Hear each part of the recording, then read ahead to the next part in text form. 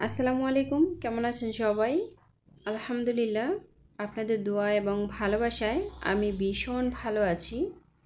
চলে আসছি আপনাদের মাঝে আরেকটি ভিডিও নিয়ে। আজকের ভিডিওটি কোন কোন টপিক নিয়ে সাজিয়েছি অবশ্যই দেখতে থাকুন। ইনশাল্লাহ আপনাদের ভালো লাগবে। মধ্যবিত্ত পরিবারের বউ হয়ে কিভাবে অল্প আয়ে আমি আমার সংসারটা চালাই, আজকের ভিডিওর মাধ্যমে আপনাদেরকে তাই দেখিয়ে দিব বা জানাবো। তো দেখতে থাকুন। দেখতে দেখতে যদি কারো ভালো লেগে যায় সাবস্ক্রাইব করে আমার সাথেই থেকে যাবেন। চলে আসছি পুকুর পাড়ে। দেখতেই পাচ্ছেন যে পুকুর পাড়ের ভিউটা কত সুন্দর লাগছে, তাই না? উপরের যে নীল আকাশটা, সেই আকাশটাই কিন্তু পানিতে দেখাচ্ছে। আর দেখতে কিন্তু খুবই সুন্দর লাগছে। আসলেই এই জায়গাটা কিন্তু অনেক সুন্দর। এখানে আমার প্রায় সময়ই আসা হয়। তো এখানে প্রচুর কচু গাছ রয়েছে, জংলা কচু।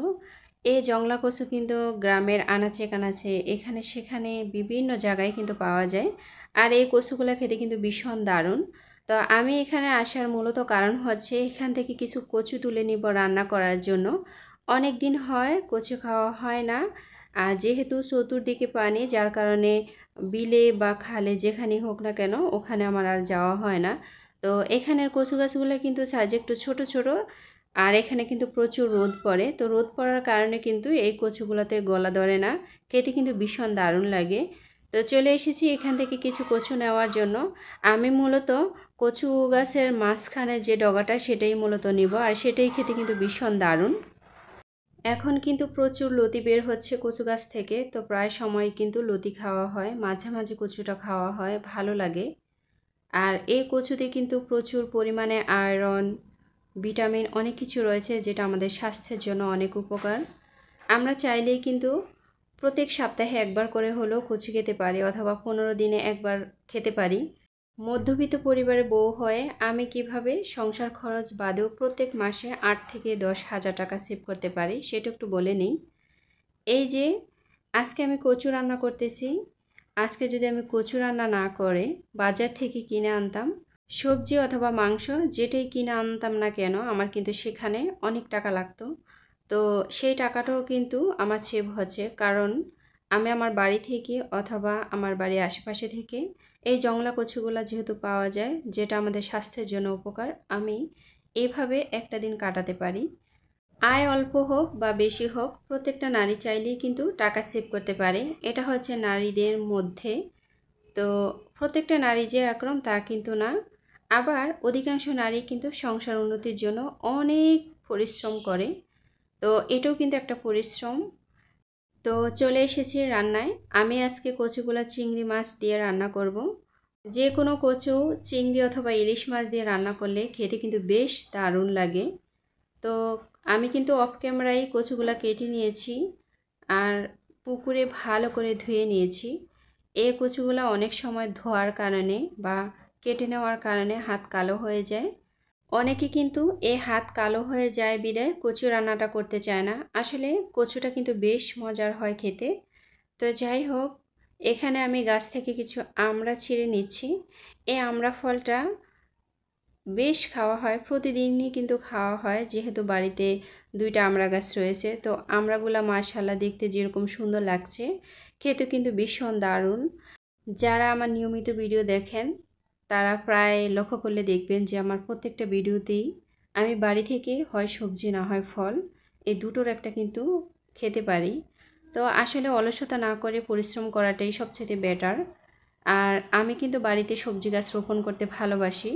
তো সব সময় কিন্তু কম বেশি বাড়িতে সবজি গাছ লাগাই, যেটা থেকে আমার অনেক টাকাই সেভ হয়।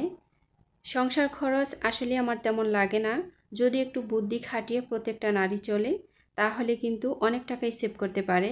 বাড়িতে সবজি গাছ থাকলে সবজিটা কিন্তু বাড়ি থেকেই খাওয়া হয়, তখন কিন্তু কিনতে হয় না। অলসতা না করে প্রত্যেকটা নারী যদি এরকম পরিশ্রম করে, তাহলে কিন্তু সত্যি অনেক টাকা সেভ করতে পারে। এখানে আমি আমড়াটাকে পোড়ামরিচ সাথে একটু লবণ সাথে একটু সরিষার তেল দিয়ে ভালো করে মেখে নিয়েছি। দেখতেই পাচ্ছেন কতটা লোভনীয় লাগছে, তাই না? আর সত্যি এই আমড়াটা খেতে ভীষণ দারুণ। আমড়া কিন্তু এখন নতুন বের হয়েছে, আস্তে আস্তে সামনে কিন্তু আরও বের হবে। তো এখন খেতে যেরকম মজা, পরবর্তীতে কিন্তু ওই মজাটা থাকবে না। তো প্রথম অবস্থায় যে কোনো জিনিস খেতেই কিন্তু ভীষণ দারুণ। এবার আপনাদের সাথে আরেকটা জিনিস শেয়ার করি। এই গাছটা হচ্ছে কাঁকরোল গাছ, দেখতেই পাচ্ছেন দুটো কাঁকরোল ঝুলে আছে। আসলে ওই যে আমি বলি যে আমাদের বাড়িতে সব ধরনের গাছ রয়েছে আর আমি একটু পরিশ্রমী। এই কাঁকরোল সবজি কার খেতে ভালো লাগে আসলে আমার জানা নেই। অনেকে কিন্তু এই কাঁকরোল এড়িয়ে চলে। আর আমার কাছে কাঁকরোল সবচেয়ে বেশি ভালো লাগে হচ্ছে ভর্তা তৈরি করলে। প্রায় সময় কিন্তু ভর্তা তৈরি করে খাই। এবার দেখতে পাচ্ছেন এটা হচ্ছে পেঁপে গাছ। মাশাআল্লাহ, দেখেন যে পেঁপে গাছের ফুলগুলো যেরকম সুন্দর, তেমনি পেঁপেগুলোও কিন্তু খুব সুন্দর করে বের হচ্ছে। আর প্রত্যেকটা ডালেই কিন্তু পেঁপে। এভাবে যদি একটা বাড়িতে পেঁপে গাছ থাকে তাহলে কি কখনো সবজি কিনতে হয় বলেন? তো দেখেন আমার বাড়িতে মাশাআল্লাহ কত সুন্দর পেঁপে, কাঁকরোল। তো এখানে আমি একটা পেঁপে কেটে নিয়েছি, এটা আমার ঘরে ছিল। আগেই আমি গাছ থেকে পেড়েছিলাম। আর গাছ থেকে পেড়ে একদিন ঘরে রেখে দিলে কালারটা কিন্তু বেশ সুন্দর হয়, খেতেও কিন্তু ভীষণ দারুণ। আসলে পেঁপেগুলা সত্যি অনেক মিষ্টি। অনেকে ভাবে নারীরা কি কাজ করে, নারীদের কাজ কি, নারীরা শুধু রান্না বান্না করে আর সংসার গুছিয়ে রাখে আর বাচ্চাদেরকে সামলায়, এটা কি কাজ হতে পারে? অনেকের কাছে খুবই সিম্পল, আবার অনেকের কাছে খুবই কঠিন। আসলে প্রত্যেকটা নারী কিন্তু যেরকম সংসার সামলায়, বাচ্চা কাচ্চা সামলায়, তেমনি কিন্তু সংসারের উন্নতির জন্য অনেক চেষ্টা করে।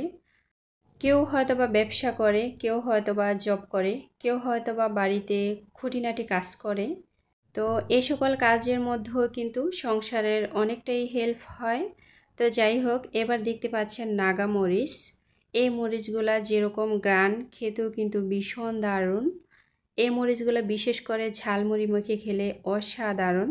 প্রায় সময় কিন্তু আমাদের খাওয়া হয়। তো ওই মরিচটা কিন্তু একদম লাল টুকটুকে হয়ে গেছে, মানে পেকে গেছে। আর এই মরিচটা হচ্ছে সবুজ কালার, দেখতেই পাচ্ছেন। এর পাশাপাশি আরেকটা মরিচ গাছ রয়েছে, যেটা হচ্ছে ছোট মরিচ গাছ। এই মরিচ গাছ বাড়ায়া মরিচ বলে। যাই হোক, এই গাছে কিন্তু 12 মাসে মরিচ থাকে। দেখা যায় এরকম 2-4টা গাছ যদি বাড়িতে থাকে তাহলে কিন্তু আমাদের কাঁচামরিচের যে একটা চাহিদা থাকে সেই চাহিদাটা এই গাছ থেকেই পূরণ হয়ে যায়। আসলে এটা হচ্ছে নারীদের বুদ্ধি, তাই না? হাজব্যান্ডকে প্যারা না দিয়ে যদি বাড়িতে এরকম 2-4টা মরিচ গাছ থাকে, তো এই মরিচ গাছ থেকে যদি সবসময় মরিচ খেতে পারে তাহলে কি দরকার আছে কিনে খাওয়ার বলেন? তো এটা আসলেই একটা নারীদের অন্যরকম একটা গুণ আমি বলবো। আসলে দিন শেষে দেখা যায় প্রত্যেক মাসে যেখানে আমার সাংসারিক খরচ 20,000 টাকা লাগবে, সেখানে 10 থেকে 12,000 টাকার বাজার সদাই করে নিলে সুন্দরভাবে আমার একটা মাস কেটে যায়। প্রত্যেকটা গৃহিণী চাইলে কিন্তু বুদ্ধি করে চলতে পারে আর সংসারের উন্নতিও করতে পারে, সাথে অনেক টাকাই সেভ করতে পারে। বছর শেষে দেখা যায় অনেক টাকা আর্ন হয় সংসার থেকে, একমাত্র নারীর বুদ্ধির কারণে। এই টবে মাশাআল্লাহ অনেক সুন্দর গাছ। আসলে গাছগুলো এত সুন্দর লাগছে, ছোট ছোট ফুল এই গাছে। তো দেখে আমার ভীষণ ভালো লাগছে, তো একটু ভিডিওতে ক্যাপচার করে নিলাম। তো যাই হোক, আজকের ভিডিও এখানেই শেষ। সবাই ভালো থাকবেন। আসসালামু আলাইকুম, আল্লাহ হাফেজ।